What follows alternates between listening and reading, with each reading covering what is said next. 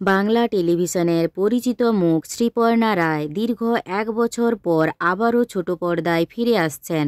বিয়ের পর অভিনয় জগৎ থেকে দূরে ছিলেন অভিনেত্রী, তবে সম্প্রতি তিনি জানালেন যে নতুন একটি ধারাবাহিকে ফিরতে চলেছেন তিনি।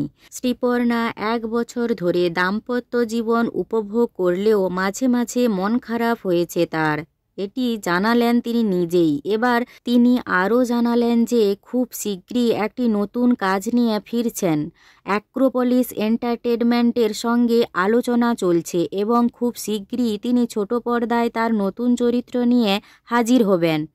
এই 1 বছর শ্রীপর্ণা নিজেকে লাকি মনে করেছেন, কারণ তিনি দীর্ঘ 12 বছর ধরে টেলিভিশন জগতে কাজ করেছেন এবং কখনো কাজের জন্য তাকে দৌড়াতে হয়নি। তার মতে ইন্ডাস্ট্রি এবং দর্শকদের ভালোবাসাই তার সবচেয়ে বড় প্রাপ্তি।